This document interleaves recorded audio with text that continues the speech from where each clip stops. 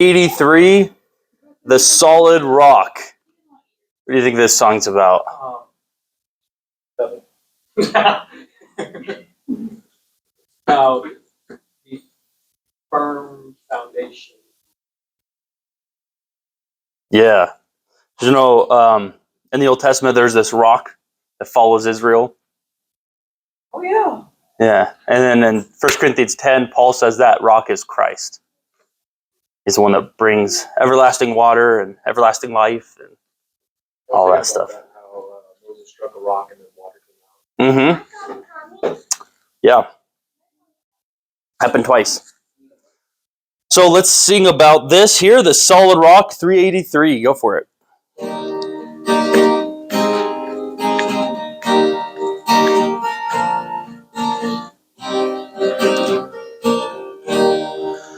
My hope is built on nothing less than Jesus' blood and righteousness.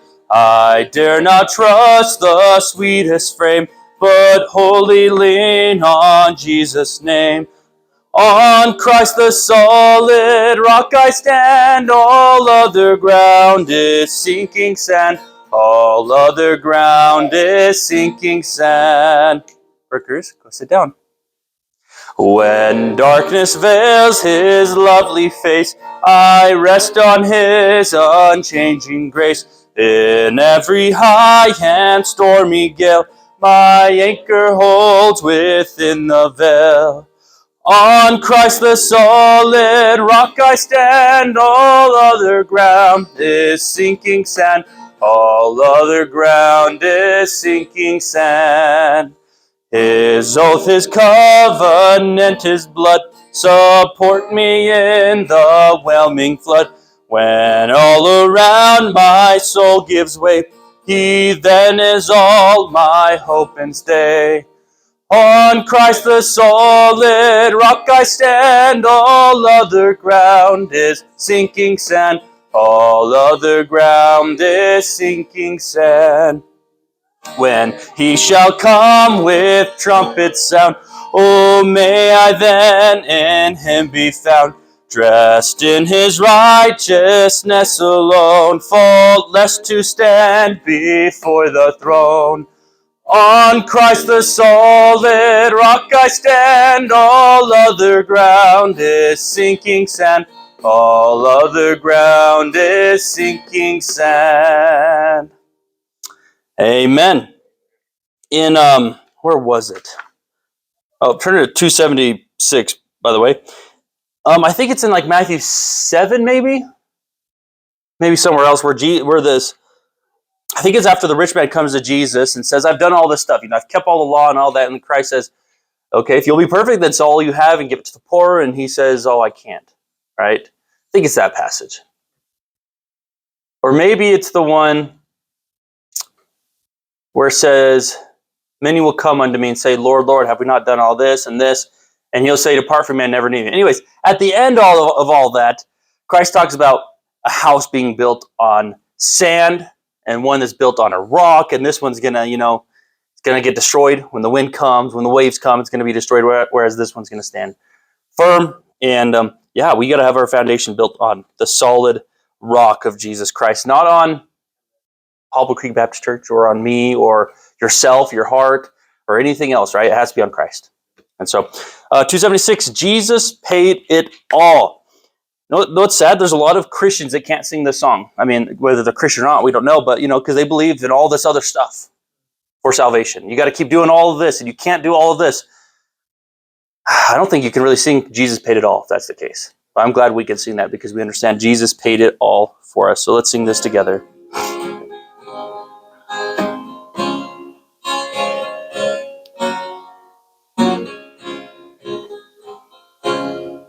I hear the Savior say, "Thy strength indeed is small. Child of weakness, watch and pray. Find in me thine all in all." Jesus paid it all to him I owe. Sin had left a crimson stain, He washed it white as snow. Lord, now indeed I find thy power in thine alone can change the leper's spots and melt the heart of stone. Jesus paid it all to him I owe. Sin had left a crimson stain, he washed it white as snow. For nothing good have I, whereby thy grace to claim. I'll wash my garments white in the blood of Calvary's Lamb. Jesus paid it all to him I owe. Sin had left a crimson stain, he washed it white as snow. And when before the throne I stand in him complete, Jesus died my soul to save, my lips shall still repeat. Jesus paid it all to him I owe. Sin had left a crimson stain, he washed it white as snow. Amen. You may be seated. We can't sing it for a different. I know, man. No, you did. You guys did great. I feel like I can be as well. One time did you just stop singing out of nowhere? No. Like on a Sunday in here, everyone. Oh yeah. That's great. That's amazing. Sense of rhythm. Maybe one of these days. Okay. Well, prayers and praises. You mentioned one, your kidney, your liver. Maybe there's something wrong with your kidney too. Who knows? I don't know if put those things out in the world. Okay, so liver. Pray for my mom and dad. Yes. Just want to thank God for blessings He given me, family, 2 jobs, a chance to come back to church. Amen.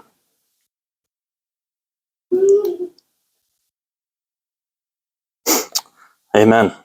Do you enjoy your work and all that? It's a job, honestly. Honestly, few people find work that pays the bills and they enjoy. Like I heard once, I've heard so many people say, find a job you love. I think that's horrible advice, honestly. Personally, I think that's horrible advice because typically it's going to be a very low paying job and it's not going to be it's not going to be reasonable. Part of work is you don't enjoy it. That's why it's work. You know, you think anyone's ever enjoyed their work and picking the weeds and no. But anyways, what were you saying? No, I was just saying, it's not so much the work, it's just the people I enjoy interacting with. Yeah, I know what you're saying. Yeah. But sometimes the people also make it the worst part. I heard someone say one time, the best part about ministry is the people. And the worst part about ministry is the people. It's like, I can understand that. We've had some crazy people come through here already. My wife and I were talking about that the other day. Some of the crazy people that have come and gone. And we've only been here 2 years, almost 2 years now. And it's like, wow, can you imagine the stories we're going to have? Like, I don't know if we told you this, but there was, like when we very first started, like the first few months of our church, there was this lady that was coming. And apparently she had mental issues or something going on. We had gone over to her house. And my little Brooklyn, she had a little like Barbie doll watch. And she accidentally left it at their house. Well, she called the cops because she thought it was like I was like FBI spying on her with the watch or something. Wow. Yeah. Wow. And she like sent all this stuff. I probably have the messages if I went back and like, don't come near my family again and all this stuff. And it's just like, what in the world? Why? You know what you did? What? This watch is recording us or something. It's like, okay, well, I'm glad this is over with. But that was after we like helped her a bunch. We like gave her money. We gave her stuff, you know, we're trying to help her out. over her house, just trying to help her through something. And then out of nowhere, like, all of a sudden, we're like FBI agents. It's just like... Double down right now. We're still watching. Yeah. Oh, my goodness. Just send one message. Nightmare. Oh, my goodness. It's bad. Oh, I'm just a mess.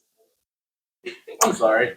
No, it's okay. I mean, it makes for, I guess, interesting stories, but in the moment, you're like trying to help these people. Your heart's like kind of attached to anyone that's in need, And then all of a sudden, this comes out of left field, and it's just like, what just happened? I mean, it happened recently with us, with someone else as well, but yeah. So anyways, yeah, that was all because you mentioned best part of it is people. Yep. Okay. Anyone else have anything? I have a prayer request for one of my coworkers, her mom. Mom's name is Angela. And I think she's like in recovery or something like that, or she's being sober from alcohol. And I meant to bring this up a long time ago, but for whatever reason I just remember. But like a week ago, Taylor told me that her mom hit a month. So for just God to give Angela strength. Okay. That's tough. I don't know. I know Taylor isn't, but yeah, I don't know. Addictions are tough, man. They're tough.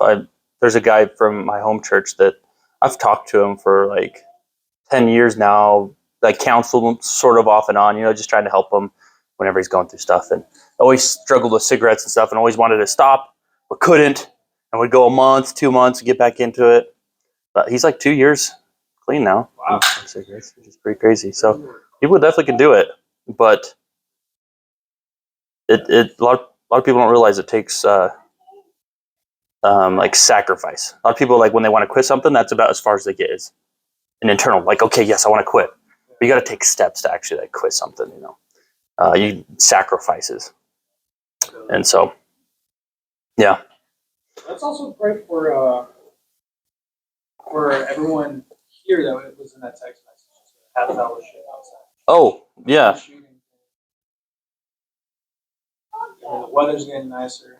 Yeah, that's kind of a bummer that we haven't been able to figure out a time that works. Since the other manager comes back in England. Yeah. Yeah. And I'm sure we could do it down the road as well if something doesn't happen soon. But I was thinking after church, maybe we could go on a Sunday, I would imagine that'd probably work. Joel the guy sang, and Brandon Barrick, they were talking one day about, hey, we should go shooting and all that stuff. And so I texted all of them and say, hey, you guys want to go shooting? Let's go shooting. So, yeah.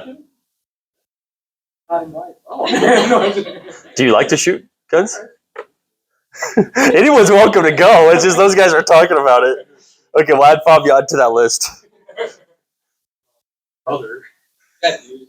I don't see the desire. I gave you all the guns that you had. I also have 2 jobs. It's true. Well, I got to go buy some ammo before that. And I'm still thinking of buying a different gun before I go out. Like I said, a 22 handgun, just so I can shoot as many times as I want. And it's like, I don't know how much a 22 is bullet worth or one round is worth, but probably like 20 cents. I don't know. But my 45, every single round, I don't know what it is. It's been probably 5 years since I even bought ammo, but it's probably like $1.50 a round or something. Yeah, and you guys know me. I'm a cheapskate, so my wallet hurts every time. That's so much work, and I don't want to mess up, Like you overpressure it, dude. Exactly. Yeah. Save money, but time is money too, so. Wouldn't it be cool to have like an ammo making company?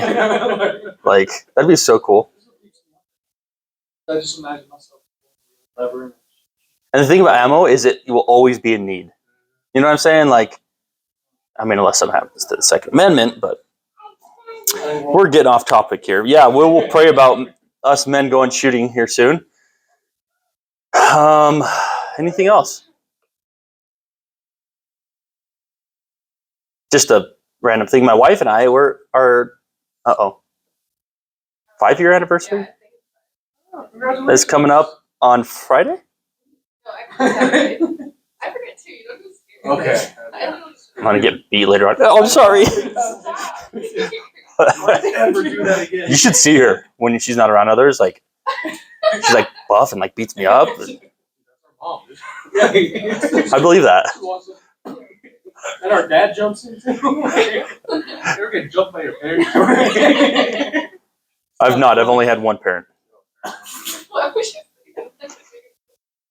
You're a horrible person. Thank you. You take one, you gotta take two.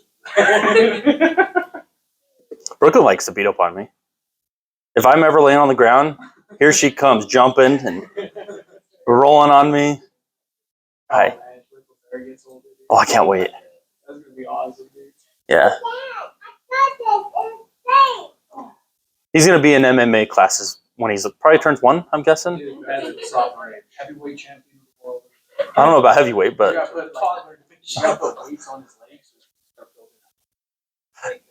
I mean, he already basically does. I told Marissa I want to bring him to church with just in his diaper one of these days, just so everyone can see his rolls. He just looks like the Michelin boy. Like no neck.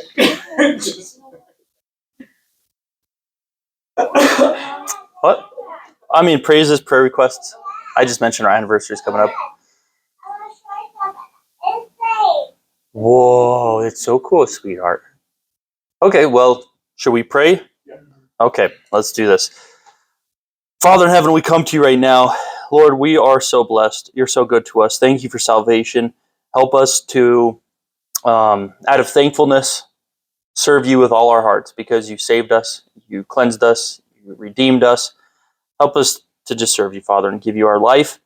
And help us also to just have such an interest in your word and what it says about doctrine, about practice, all of that. Sometimes doctrine seems like it's unimportant, but I do believe it affects so many things, such as the way we live. And I just pray you would help us to understand your word as we read it here soon, and help us, more importantly, to apply it to our lives, Father, and live godly lives for you. Lord, I have some prayer requests here. I first of all, I think of Fabian as he's got this issue with his liver. Was it liver or kidney? I'm sorry. With his liver. And Lord, I do pray that you would heal him up if there's actually something serious wrong going on there. If it's something simple, like just a change in diet with something, pray that he'd be able to do this or be able to change whatever it is so that he can be healed up. But I do pray you'd protect him. Keep him safe from anything serious that could happen, any serious complications, and just heal them up, Lord. Also, just pray for the Andrades as they're going to be going on this trip, and just keep them safe. Pray that everything would be good, the weather, everything would go according to how they want it, and there'd be no issues, Father. And just pray they'd be able to come back revitalized and just ready to continue living for you, Father. Pray you'd bless them at this time. Also, Lord, we want to pray for Joelle's co-worker's mom, Angela, as she's been trying to get sober, and she is about a month sober now, or 2 months. And Lord, we praise you for that, and pray that you continue to help her to get sober, and pray that she'd find her strength and her will and everything she needs in order to overcome this forever. Help her to find that in you. And if she's not saved, Lord, I do also pray that she would get saved, as well as Joel's co-worker, and just pray you do a mighty work in his family's life. And then also pray for us men who've been talking about going shooting here soon. Pray that we'd be able to get something figured out, and you'd make it work out to where we'd be able to do this. And also just pray that it'd be an edifying time where we'd be able to grow closer together and closer to you, Father. And then also just pray, as I just thought of it, the ladies' retreat that's going to be coming up next month. And already some ladies have mentioned that they may not be able to go. And Lord, if it be your will, I pray that you'd make this happen. It may not be your will for some ladies to go to this ladies' retreat, and that's fine. But we just pray your will be done, Father. And again, thank you for your word. Pray you'd bless this time. In Jesus' name, amen. Okay. Yes, Angel. John 18. That is so cool. That is so cool. Yeah. My mom just comes up, not refreshing. Sometimes that happens. Honestly, have you ever gone on a vacation? You're like, man, I'm exhausted. Yeah, honestly. Yeah. Marissa and I, we don't really do vacations. I don't think we're ever really going to. I don't know. We don't care to. We're not huge on traveling, but also we're like cheapskates, and like vacations always cost a bunch of money. And there's other ways to relax for us. For your foot, man. On a cruise. I'm sure. Yeah, I have heard that there's it's a pretty good deal. So we'll have to do that sometime. If I do, I want to go to Israel so bad. Anyways, we're going on. Let's all just go to Israel. Your vacation turns into a mission trip. Sounds like an upgrade to me. No, for sure. What's sad is a lot of Christians will call mission trips, but it's actually like a vacation trip. And they're not going to say that, and maybe I'm judging a little bit, but going on missions trips, that's kind of how I felt with some of these people. Like, they hated everything we did as we went hut to hut, sharing the gospel. Like, yeah, I didn't really like this. This wasn't good. And it's like, were you supposed to, like, enjoy it per se? Like, and then, like, they, raised all this money to go on a missions trip and spend most of it on all these knickknacks to take home, souvenirs from Africa. And it's like, really? I don't know. Like, I spent all my money on books to give to the pastors and stuff over here, I don't know. It just seemed like a vacation to them.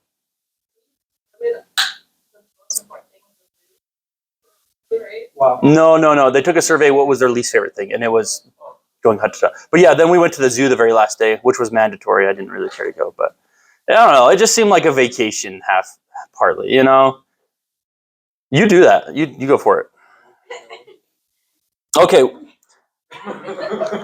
By the way, I only have 2 pieces of paper here because I'm really trying to quicken all this up instead of spending like a whole day on 2 verses. So, yeah.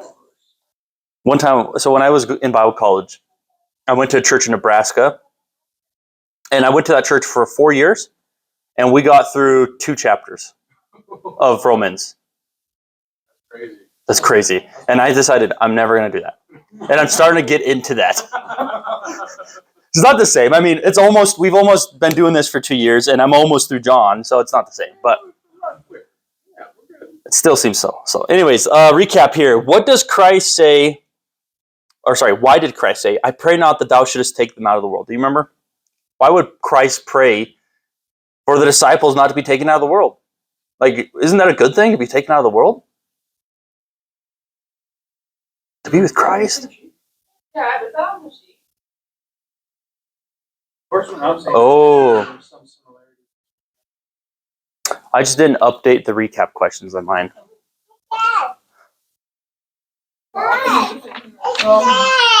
Oh, that's so cool.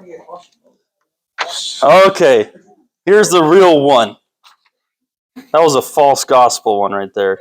What were some similarities between the Garden of Eden and this garden in John? Do you guys remember some of the similarities? They were the start of something. The Garden of Eden was the start. Garden of, what was it? Yeah, Gethsemane. Yeah. Yes, yeah. Was the end. Yeah, that's pretty good.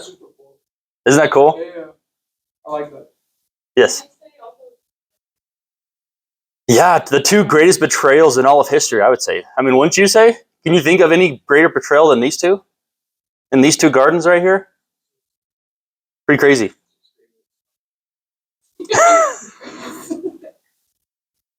Moral of the story here.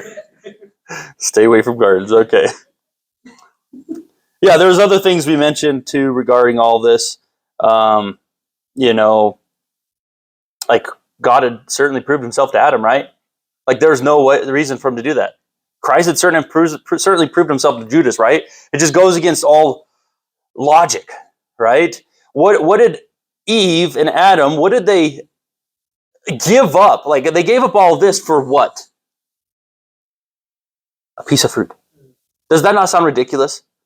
What about Judas? He gave up Christ, all of that for what? I think it amounts to about like was it 2 days or 2 weeks of wage? Still, it's pretty inconsequential, right? That's a pretty small amount that he was paid to betray Jesus Christ. And so, yeah, lots of similarities there. Next one. How much is a band of men? You remember? 600. Yeah, 600 Roman soldiers. And that's how many came to Christ. A lot of people don't know that. It's just a handful of people think. No, there's a huge army that came to get Christ with Judas, right? Now, the next question, why do you think the Jews fell to the ground? What position did you lean towards? Fear? Anyone else? You think they're just being dramatic? I'll go against you guys then, and I'll say there's a miraculous force that pushed them down to the ground. Does it sound cooler? Like, I would imagine, that happened and Yeah. He's like, I am. And then boom, they just fall to the ground. Maybe there's a combo. There's a combination. Yeah. Okay. Why do you think they didn't capture the disciples right then and there? Why did they not? Yeah. You think God intervened? That's what I think. I mean, it's the only thing that makes sense. He made their minds go somewhere else. They're focused on Christ or something, right? Yeah. Yeah.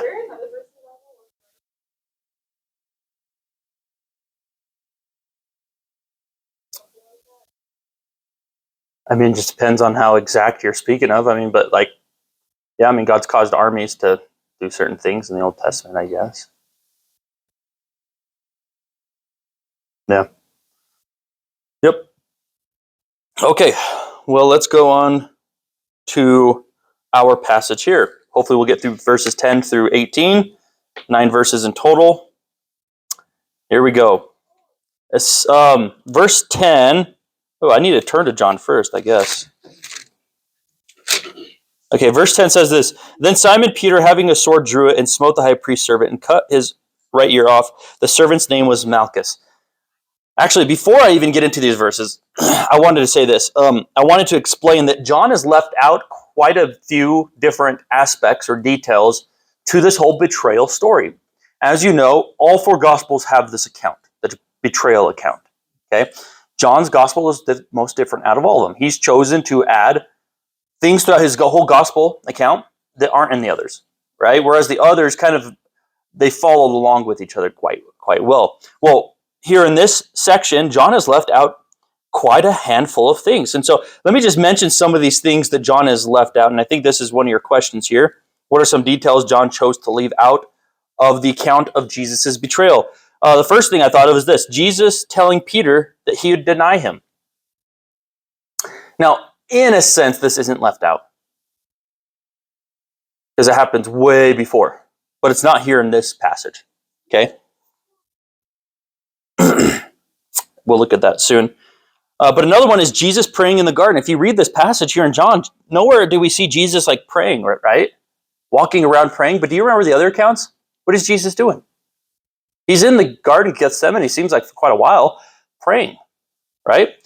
And so I need to get my bookmark out of here to help me get back to John. Okay, in Matthew chapter 26, listen to this passage, these details regarding the betrayal account. Chapter 26 of Matthew, verses 36 to 39. It says this: Then cometh Jesus with them unto the place called Gethsemane, and saith unto the disciples, Sit ye here while I go and pray yonder. And he took with him Peter and his two sons of Zebedee, and began to be sorrowful and very heavy. Then saith he unto them, My soul is exceeding sorrowful, even unto death. Tarry ye here, and watch with me. And he went a little further, and fell on his face, and prayed, saying, O my Father, if it be possible, let this cup pass from me. Nevertheless, not as I will, but as thou wilt. Right? So here we see Jesus is praying to the Father. That's left out of John. So let's put in our minds, this is happening before Judas comes. He's been walking around in the garden praying, right? Another thing that happens is Jesus finding his disciples asleep. Okay, so as Christ is walking around and praying, right, Jesus keeps telling his disciples, well, can't you pray a little bit? Can't you stay awake? But they can't, right? The spirit is willing, but the flesh is weak. Here's what he says.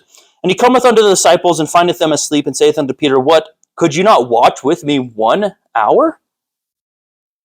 Watch and pray, that ye enter not into temptation. The spirit indeed is willing, but the flesh is weak. And he went away the second time, and prayed, saying, O my Father, if this cup may not pass away from me, except I drink it, thy will be done. And he came and found them asleep again, for their eyes were heavy. And he left them, and went away again, and prayed the third time, saying the same words. Then cometh he to the disciples, and saith unto them, Sleep on now, take your rest. Behold, the hour is at hand, and the Son of Man is betrayed into the hands of sinners. Rise, let us be going. Behold, he is at hand that doth betray me. So there's that account that's not found in John's. Another is this, Judas kissing Jesus. Now that's a pretty important event, don't you think? If you read John, what does it say here? It says, starting in verse 4, verse 3, Judas then, having received a band of men and officers from the chief priests and Pharisees, came hither with the lanterns, torches, and weapons. And Jesus, knowing, therefore, all things that should come upon him, went forth and said, Whom seek ye? And then they just start talking from there. But nowhere does Judas kiss him. Okay?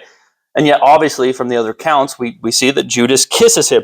Which, by the way, there's some passages in the Bible that, I don't know, in my head, I just have listed as some of the toughest, passages that wrench my heart.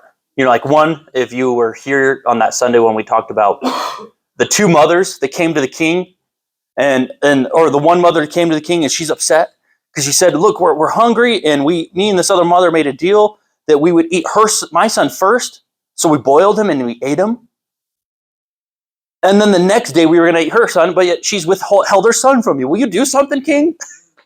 Isn't that heart-wrenching? The wickedness that was going on at that time? That's hard, right? But Judas kissing Jesus right here, man, that's pretty tough. When you think about all that entails, that's pretty crazy. Well, here's what Matthew 26, 47 through 50 says. It says, And while he yet spake, lo, Judas, one of the 12, came, and with him a great multitude with swords and staves from the chief priests and the elders of the people. Now he that betrayed him gave them a sign, saying, Whomsoever I shall kiss, that same is he. Hold him fast. And forthwith he came to Jesus and said, Hail, Master. And he kissed him. Can you imagine the deception? Hail, Master. Oh, my Master Jesus, come, let me kiss you. And it's all for show. It's all to betray him. That's crazy right there. The God of creation, the one that healed people, the one that helped people, sold and betrayed for some measly pieces of money, right? Here's another event not mentioned in John. Jesus healing the ear of Malchus. Now, Peter cutting off his ear is found in the John passage, but Jesus healing the ear is not. I'm sure you remember that portion of the story. Matthew 26:53 says, 52 says, And then Jesus said unto him, Put up again thy sword into his place, for all they that take the sword shall perish with the sword. Thinkest thou that I cannot now pray to my Father, and he shall presently give me more than 12,000 legions of angels? Am I reading the wrong verse? Let's see. I didn't write the verse down.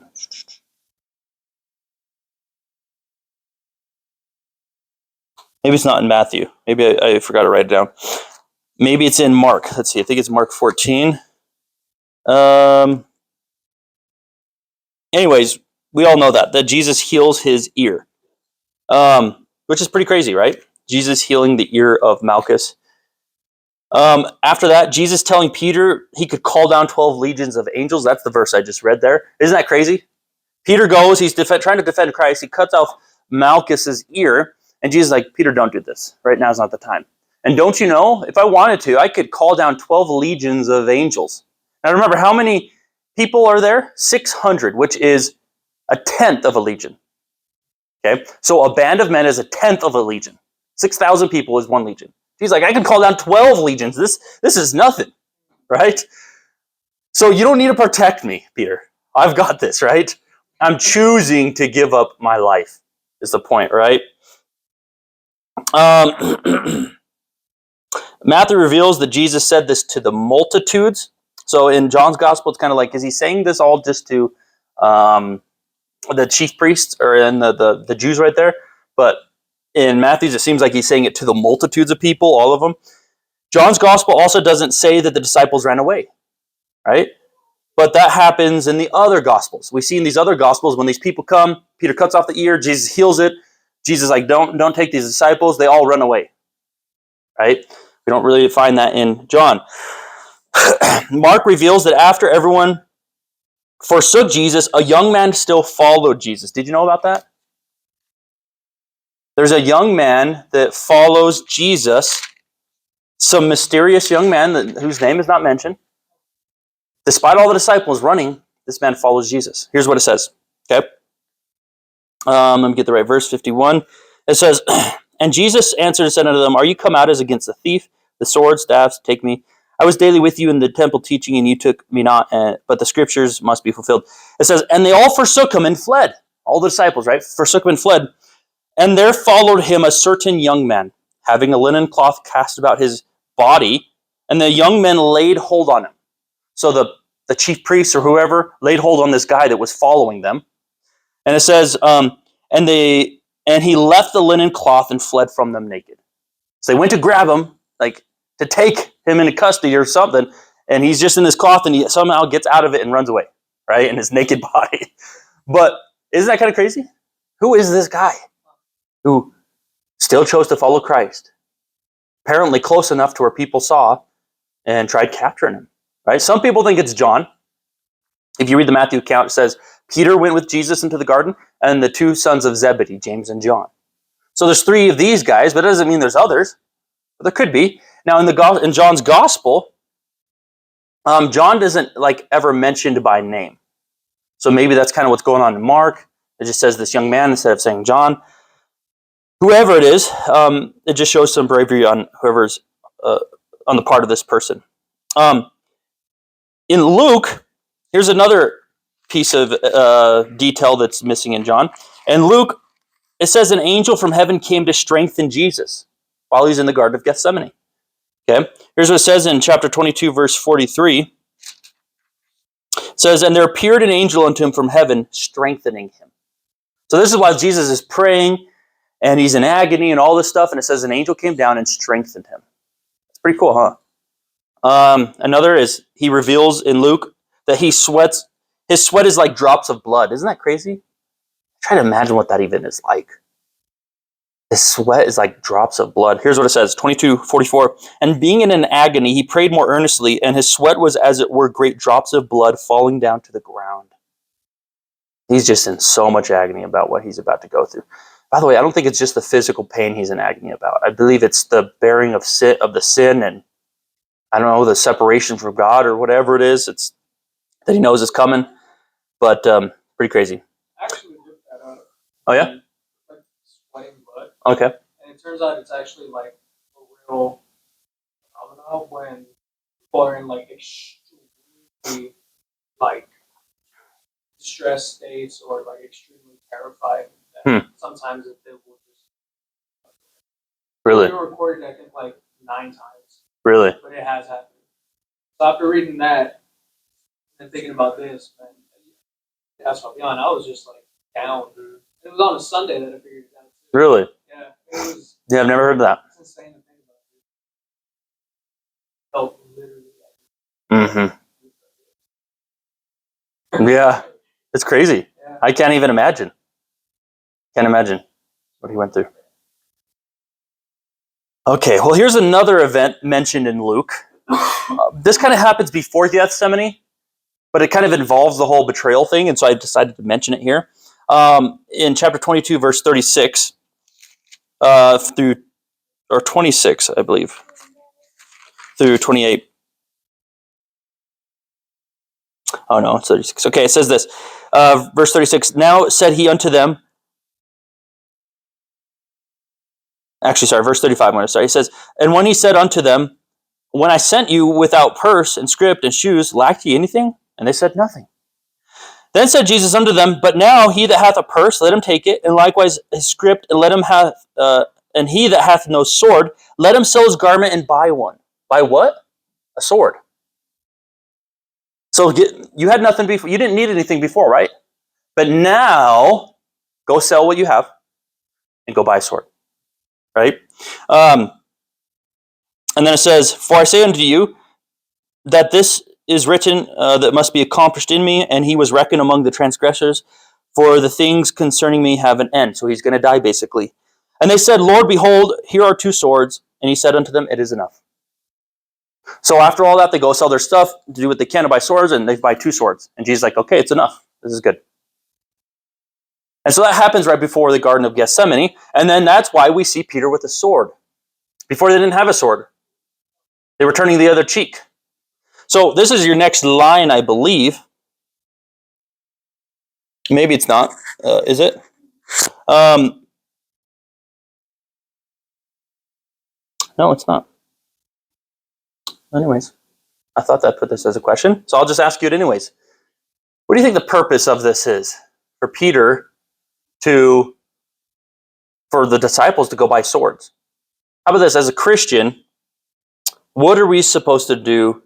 I'm pretty sure I have this down somewhere. Maybe I put it later on. Man, I've just all sorts of confuzzled.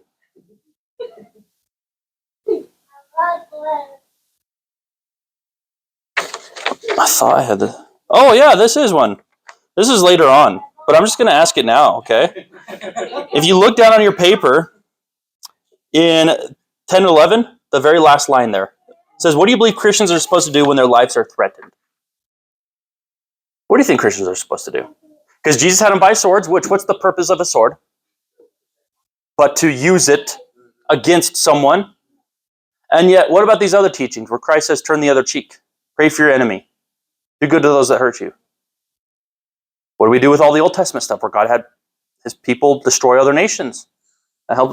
What are Christians supposed to do when they're threatened? Their life is threatened. Where are you guys at on this? I wholeheartedly believe that life is being threatened. I want to say So don't turn the other cheek, is what you're saying. Okay. So eye for an eye. He tries to hurt you, you hurt him.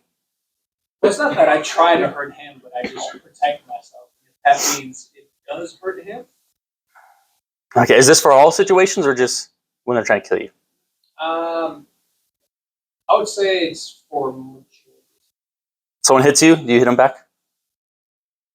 Depends on how my day's been going, to be honest. It feels a good day. I'm saying right now, as a Christian, you're trying to do what's most biblical. What would you say? Oh, man. And you don't have to answer. It's kind of hard. Did anyone else have a different, where are you guys at?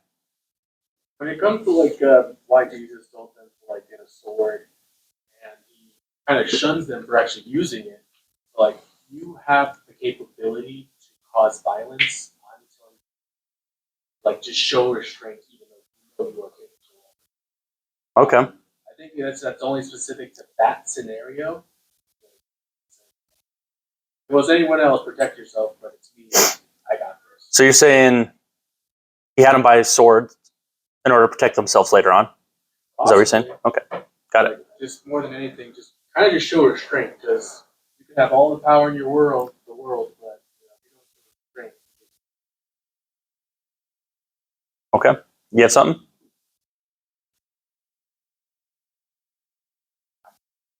Well, I think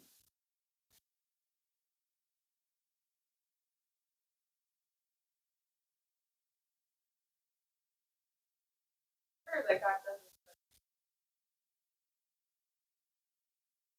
Okay. see So for the for us, scenario. when can I kill someone?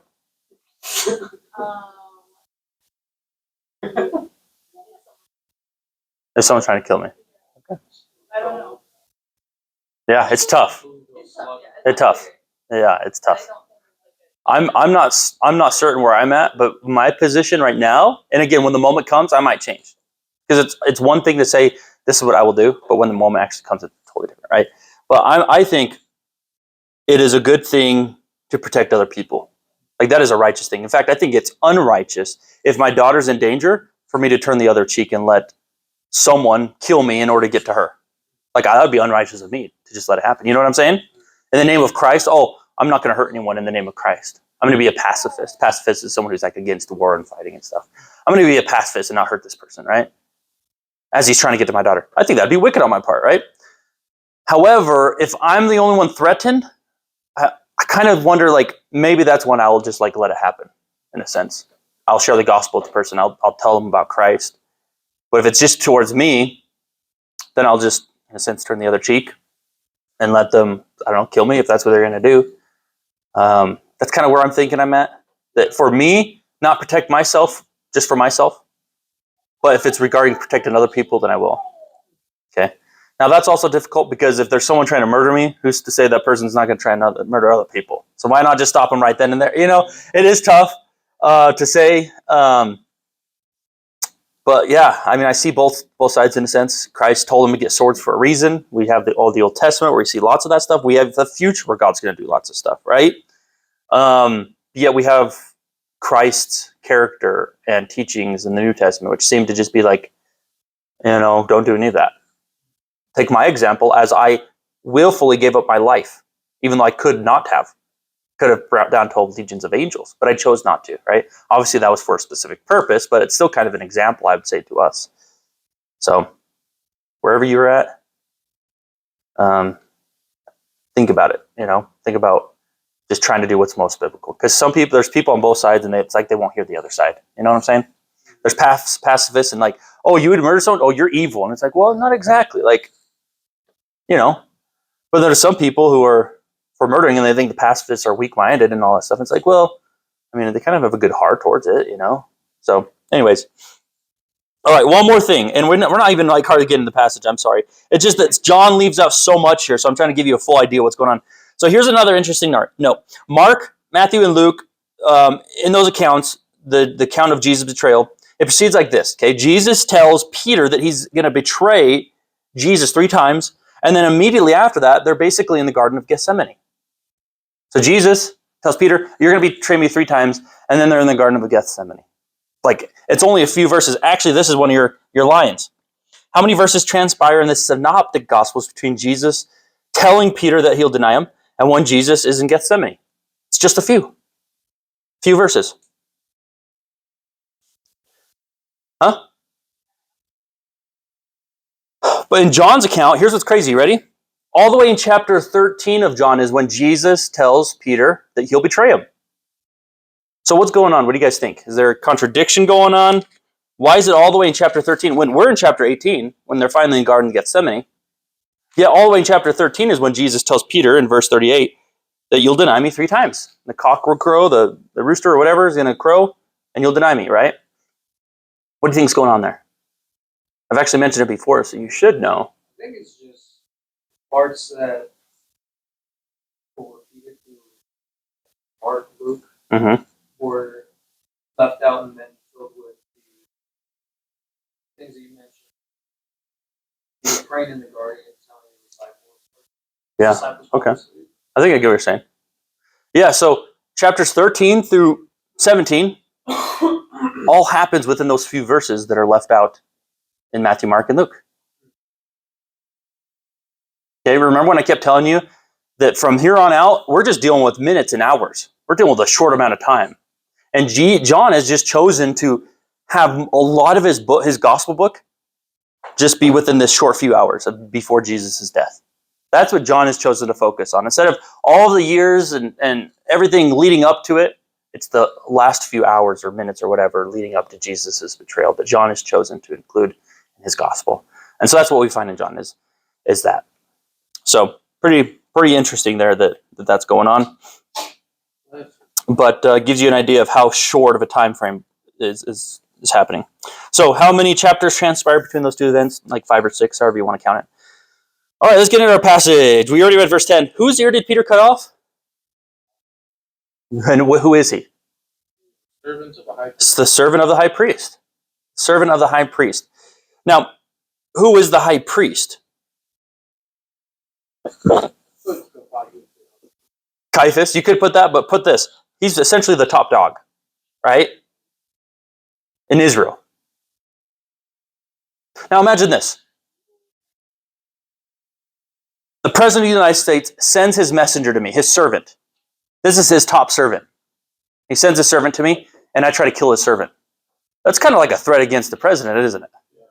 what I'm trying to show you is by Peter attacking the high priest's servant, he's essentially attacking the high priest. Talk about a bold move, a dangerous move, something that's very, very serious. So this isn't just some random man that Jesus tried to cut the ear off of.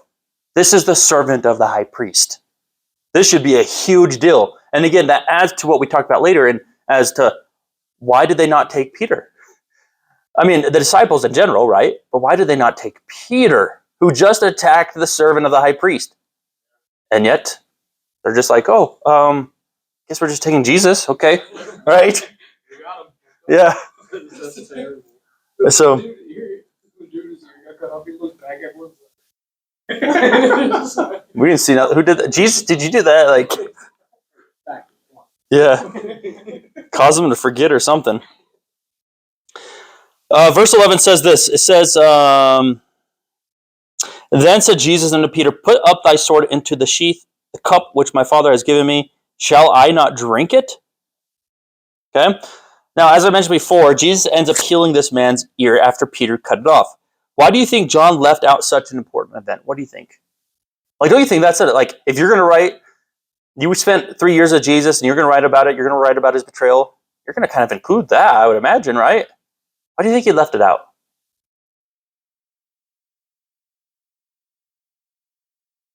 It was already covered. Exactly. That's what I think. It's already been mentioned 3 times. Maybe it's twice. I couldn't find it in Matthew at quick glance. Yeah, it's already mentioned. And John seems to purposefully be leaving out those common events found in the other Gospels. He's trying to give us new stuff, right? So, yeah, it's already been mentioned. Now, why did Jesus have the disciples buy swords again if Jesus didn't intend on them to use it? This was what we dealt with. We got ahead of ourselves. It seems like for them to use it to defend themselves. That, to me, that seems like the only logical conclusion. Though, after this, we won't really ever see them doing that, by the way. After this event, we don't really ever see them in the book of Acts using swords to defend themselves. Question is, were they supposed to? Another question is, maybe they did and they just didn't include it in the book of Acts? Or, I don't know. I don't know what's going on. But we see that a lot of them end up dying in the book of Acts. Peter dies. Stephen the martyr dies. Certainly a sword probably could have helped, but maybe that wasn't Christ's plan. It's kind of hard to say, but it does seem like Jesus had them buy swords for a reason, right? All right, this next line we can skip over because we already did it. So Jesus wasn't going to fight this battle, for this was of the Father, right? Jesus had been given this cup to drink. He had been given this duty to perform, and as a faithful example, he was going to obey and do it, right? That's why he says in verse 11, the end of it, shall I not drink it? The cup which my Father has given me, shall I not drink it? Right? So at this time, Peter, Jesus is telling Peter, don't use the sword now, is what it seems like, right? Don't use it now, because right now, this is a cup I have to bear. It's a cup I have to drink, right? I have to do this. But later on, possibly use it. By the way, isn't this an amazing kind of example of how deaf these Jews are? And what I mean, Jesus just healed this man's ear, and they still can't hear. Isn't that crazy? Peter, Jesus' servant, cuts the ear off. And Jesus defends his enemy, goes over, heals it. Right? And what do they all hear? Sinner. Stone him. Pretty crazy, right? How deaf do you have to be to hear God's voice? Let me just say, I think sin really does cause us to be deaf and blind. So, all right, verses 12 through 14, it says, then the band of the captain and officers of the Jews took Jesus and bound him and led him away to Annas first, for he was the father-in-law to Caiaphas, which was the high priest that same year. Now Caiaphas was he which gave counsel to the Jews that it was expedient that one man should die for the people. Here we see that everyone essentially binds Jesus, the man of men, the captain, the officers. What does it mean to be bound? What does that mean? Basically, yeah. Hog-tied or whatever you want to put, right? Shackled behind his back. Do you think this could stop Christ from doing anything? Like, you guys just saw him do so much.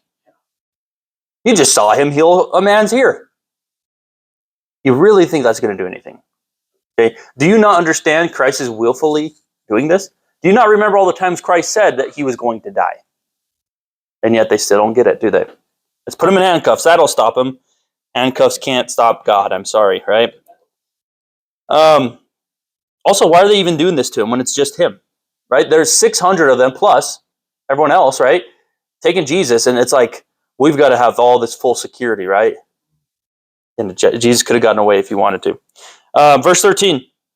Here we see that they led Jesus to Annas first. See, Caiaphas was most likely with them during all of this, but for some reason they all decide to go to Annas first.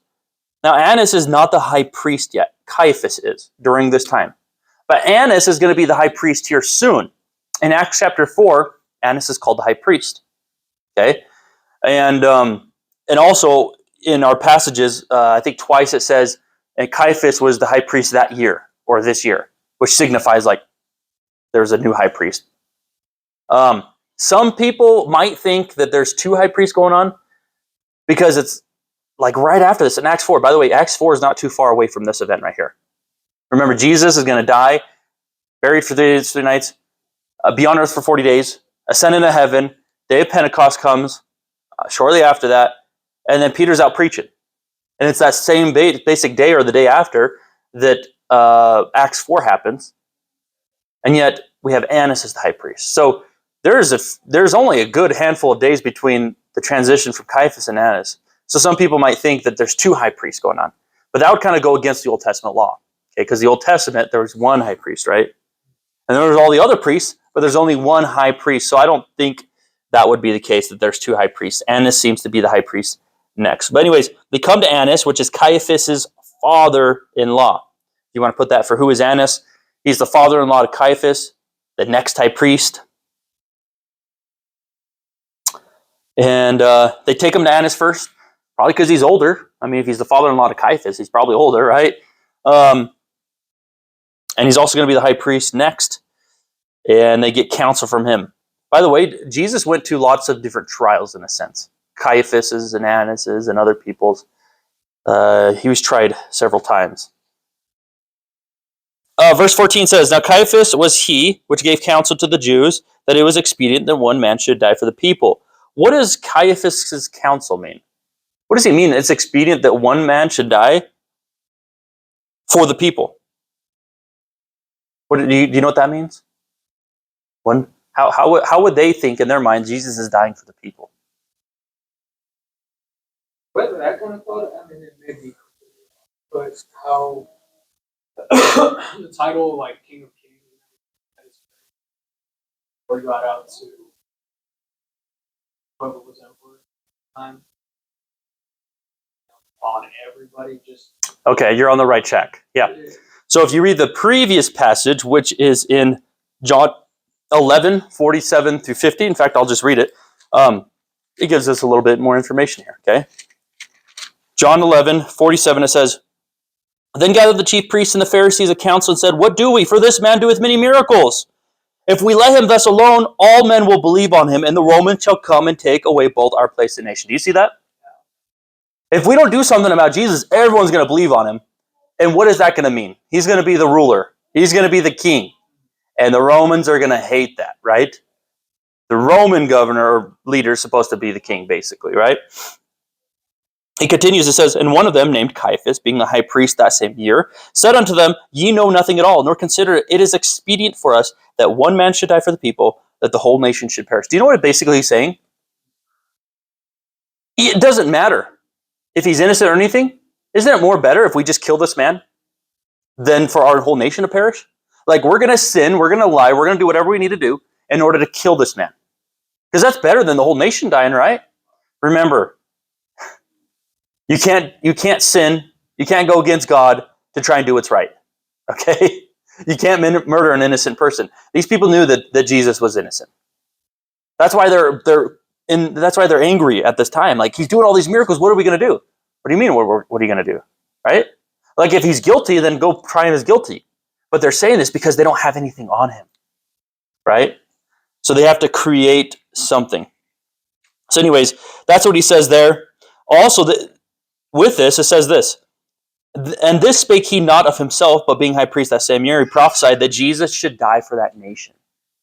Jesus was going to die for that nation. It continues though, ready? And not for that nation only, but also for that he should gather together in one the children of God that were scattered abroad. That was apparently a prophecy of Caiaphas. Isn't that confusing? Caiaphas, he's going to die for this nation. And he's going to gather all the children of God together.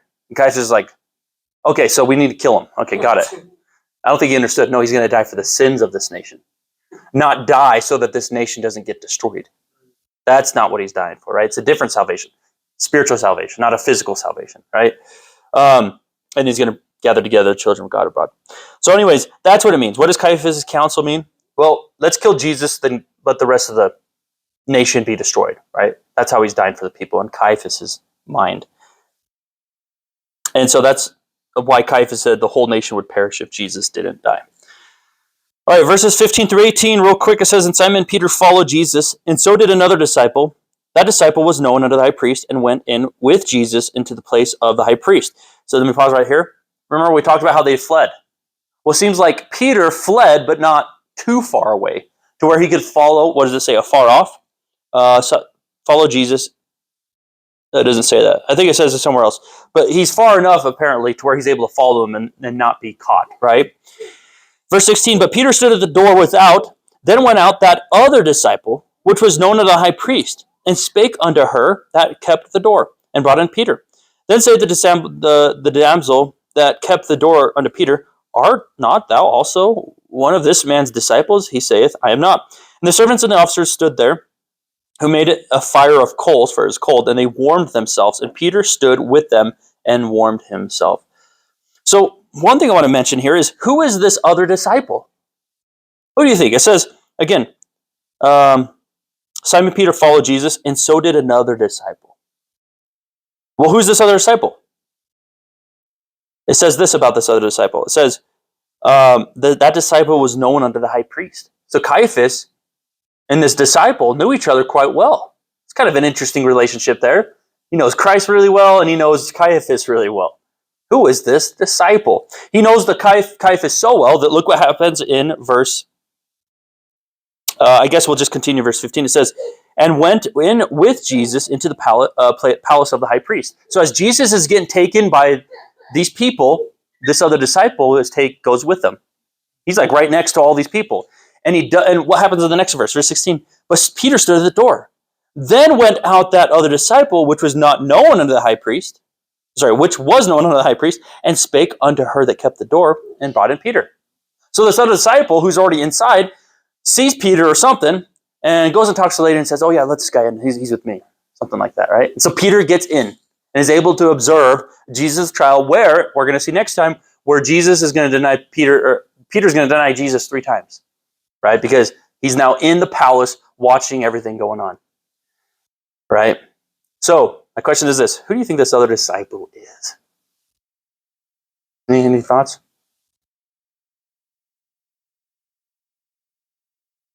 Yeah. I mean, he's in the garden. Okay, so you got the most common guess. Most people think it's John. Because in the Gospel of John, John speaks of himself indirectly, right? Like the disciple whom Jesus loved. Well, why doesn't he just say John? Right? And then the disciple whom Jesus loved ran faster than Peter. Why didn't you say John ran faster than Peter, right? So John speaks of himself like this other disciple. There's this disciple here, right? So he speaks of himself like that already. Who are the 3 people that came with Jesus into the garden? Peter, James, and John. So John's with them already, right? And so because of stuff like that, yeah, a lot of people think it's possibly John. Maybe it's someone else. Maybe this other person didn't come with Jesus into the garden at first, but came with the multitude. And so it's not one of those 3. It's someone who came with the multitude, right? Or maybe there's another option. Okay. So anyways, but I guess whatever you want, like, I have no clue. It's interesting, though, whoever this guy is. Also, why isn't the person named? Like if it's someone else, that's another thing. If it's someone else, why isn't the person named? Right? Malchus is named. That's the servant of the high priest. John feels the need to mention Malchus, right? I think it'd be easier to say, instead of the other disciple, a person's name. Then Marissa went and followed them. I don't know. So that's why it could be John. Who knows? That guy, random guy, never mentioned the story before. That's Malik. Yeah. This, I guess, disciple just walked in. Yeah. And this other disciple, like, okay. Okay, verses 17 and 18 here. This is the first time Peter denied Christ. It says that he's warmed himself among some fire, right? And as they warmed themselves, Peter stood with them and warmed himself. But verse 17 says, the damsel that kept the door, and Peter said, art not thou also one of this man's disciples? He said, I am not. So this person that let him in seems to say, hey, aren't you Peter though? Aren't you a disciple of nope, no, not me. Not me. Can you imagine? Hey, are you a Christian? No, I'm not a Christian. Nope, not me, right? He was with them 3 years and already he's denying him. What's crazy, and I think this is your last point here, Peter's gone from a fearless man to a fearful man. Isn't that crazy? He literally cut off the high servant priest's ear. The servant of the high priest's ear. With 600 Roman soldiers there, a multitude of others there, he cuts off his, talk about fearless. And then over here he is, the lady that keeps the door. Nope, I'm not a disciple of Jesus. Isn't that crazy how quickly we can change? Right? Yeah. So don't ever get proud. Okay? Don't get proud. I like to try and word things like, I don't think I'll deny Christ ever. But I know I'm sinful and fallible, so I don't want to rule it out. You see what I'm saying? Like right now, I'm like committing, I'm not going to do that. But I don't want to be so proud to say it's not possible to deny Jesus. Because I'm fallible and I'm a sinner. When the time comes, I'm going to hopefully do my best not to do that if the time came, to deny Jesus. But Peter's like, I will never deny you, Jesus. Never. Not only did he deny him, he denied him 3 times. Right? 3 times. So we're all capable of sin. So, any comments, questions about any of that? Yeah.